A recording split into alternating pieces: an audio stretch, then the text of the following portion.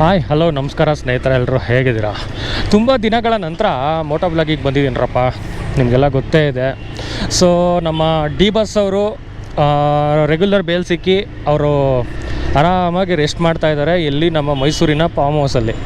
So ನಮ್ಮದು D boss ಅವರು ಕೆಲವು ಕುಚ್ಚುಕು ದೋಸ್ತುಗಳಿದ್ದಾರೆ. ಕುಚ್ಚುಕು ದೋಸ್ತುಗಳಂದರೆ ಅರ್ಥ ಮಾಡ್ಕೊಳ್ಳಿ, ಕೆಲವು ವೈರಿಗಳಿದ್ದಾರೆ. ಹಿಂಗೆ ಅಂದರೆ ಡಿ ಬಸ್ ಅವ್ರು ಏನೇ ಮಾಡಲಿ ಅದರಲ್ಲಿ ಏನಾದರೂ ಒಂದು ಹುಡ್ಕಕ್ಕೆ ನೋಡ್ತಾರೆ. ಇವಾಗ ಕೂಡ ಡಿ ಬಸ್ ಅವರು ಕೋರ್ಟಲ್ಲಿ ಅನುಮತಿ ತಗೊಂಡು ಮೈಸೂರು ಫಾರ್ಮ್ ಹೌಸ್ಗೆ ಹೋಗಿದ್ದಾರೆ. ಅವ್ರಿಗೊಂದು 2 ವೀಕ್ಸು ಅವ್ರಿಗೆ ಅನುಮತಿ ಕೊಟ್ಟಿದ್ದಾರೆ ಮೈಸೂರಲ್ಲಿರೋಕ್ಕೆ ಕೋರ್ಟು. ಸೊ ಅವ್ರ ಫಾರ್ಮ್ ಹೌಸಲ್ಲಿದ್ದರೆ ಅಲ್ಲೋಗಿ ಕ್ಯಾಮ್ರಾಗಳಿರೋದು, ಯಾರು ಈ ಸೋಕಾಲ್ಡ್ ಮೀಡಿಯಾಗಳು ಏನಿದ್ದಾರೆ ಅಲ್ಲೋಗಿ ಕ್ಯಾಮ್ರಾಗಳಿರ್ತಾರೆ.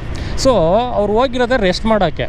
ಅಂಥದ್ರಲ್ಲಿ ಹೋಗಿ ಇವರು ಕ್ಯಾಮ್ರಾಗಳ್ನಿಟ್ಟು ಅವ್ರಿಗೆ ಡಿಸ್ಟರ್ಬ್ ಮಾಡ್ತಾಯಿದ್ದಾರೆ. ಅವ್ರದ್ದು ಪ್ರೈವೇಟ್ ಲೈಫು ಮತ್ತು ಅವ್ರದ್ದು ಪ್ರೈವೇಟಾಗಿರೋಕ್ಕೆ ಇಷ್ಟಪಡ್ತಾರೆ.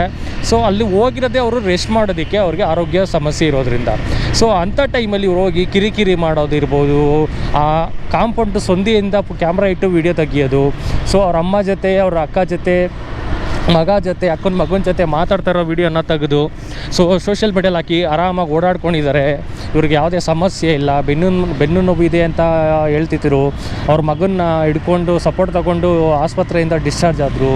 ಧನ್ವೀರ್ನ ಸಪೋರ್ಟ್ ತೊಗೊಂಡು ಕೋರ್ಟ್ಗೆ ಹೋಗ್ಬಿಟ್ಟು ಬಂದರು. ಇವಾಗ ನೋಡ್ರಿ ಆರಾಮಾಗಿ ಓಡಾಡ್ಕೊಂಡಿದ್ದಾರೆ ಅಂತ ಹೇಳ್ತಾ ಇದ್ದಾರೆ.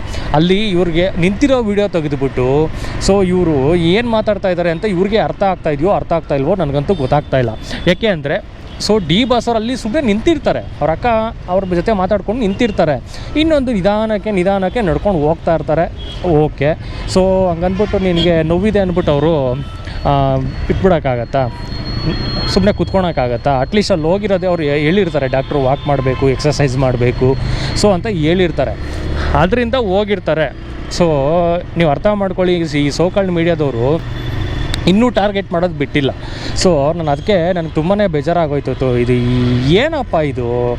ಒಬ್ಬ ವ್ಯಕ್ತಿನ ಎಷ್ಟು ಅಂತ ಟಾರ್ಗೆಟ್ ಮಾಡ್ತೀರಾ? ಆ ಯಪ್ಪನ ಟಾರ್ಗೆಟ್ ಮಾಡಿನೇ ಅವ್ರನ್ನ ಹೆಂಗೆ ಹೇಳ್ತಾರೆ ಜನಗಳಿಗೆ. ಸೊ ಇವರೊಬ್ಬರು ಕೆಟ್ಟ ವ್ಯಕ್ತಿ ಅನ್ನೋ ಥರ ಪ್ರಚಾರ ಮಾಡೋಕ್ಕೆ ನಿಂತುಬಿಟ್ಟಿದ್ದಾರೆ ಅನಿಸುತ್ತೆ ಕೆಲವು ಮೀಡಿಯಾಗಳು, ಹಾಗೆ ಕೆಲವು ಜನಗಳು. ಏನಕ್ಕೆ ನನಗೆ ಅರ್ಥ ಆಗ್ತಾಯಿಲ್ಲ. ಅವಶ್ಯಕತೆ ಇದೆಯಾ ಹೇಳಿ? ಸೊ ನಾನು ಹೇಳೋದಿಷ್ಟೇ, ಅವ್ರು ರೆಗ್ಯುಲರ್ ಬಿಲ್ ತೊಗೊಂಡು ಬಂದು ಅವರು ಫಾರ್ಮ್ ಹೌಸಲ್ಲಿ ಹೋಗಿ ರೆಸ್ಟ್ ಮಾಡ್ತಾಯಿದ್ದಾರೆ, ಸ್ವಲ್ಪ ಕಾಲ ಕಳೀತಾ ಇದ್ದಾರೆ. 2 ವೀಕ್ಸ್ ಕೊಟ್ಟಿದ್ದಾರೆ, ಅವ್ರಿಗೆ ಅನುಮತಿ ಕೊಟ್ಟಿದ್ದಾರೆ. ಸೊ ಅವ್ರು ಮೈಸೂರಿನ ಫಾರ್ಮ್ ಹೌಸಲ್ಲಿರೋಕ್ಕೆ. ಸೊ ಇವ್ರೋಗಿ ಅವ್ರಿಗೆ ಕಿರಿಕಿರಿ ಮಾಡೋದು ಎಷ್ಟು ಸರಿ ನೀವೇ ಹೇಳಿ?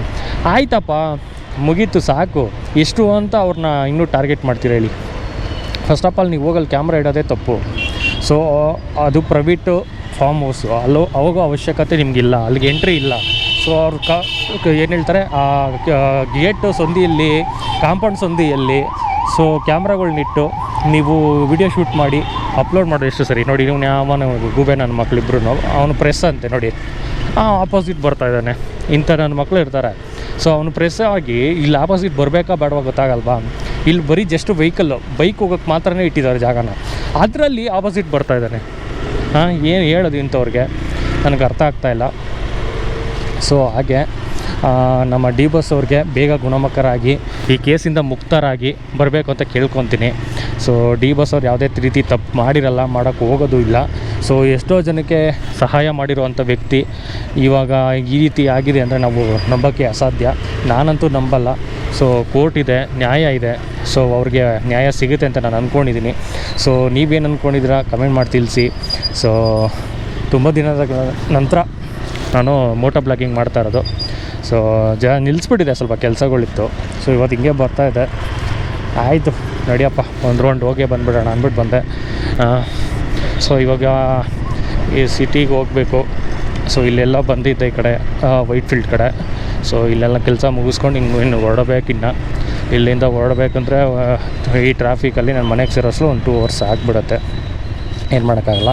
ಸೊ ಇದು ಯಾವ ಏರಿಯಾ ಇದು? ITI ಗೇಟ್ ಹತ್ರ ಇದ್ದೀನಿ.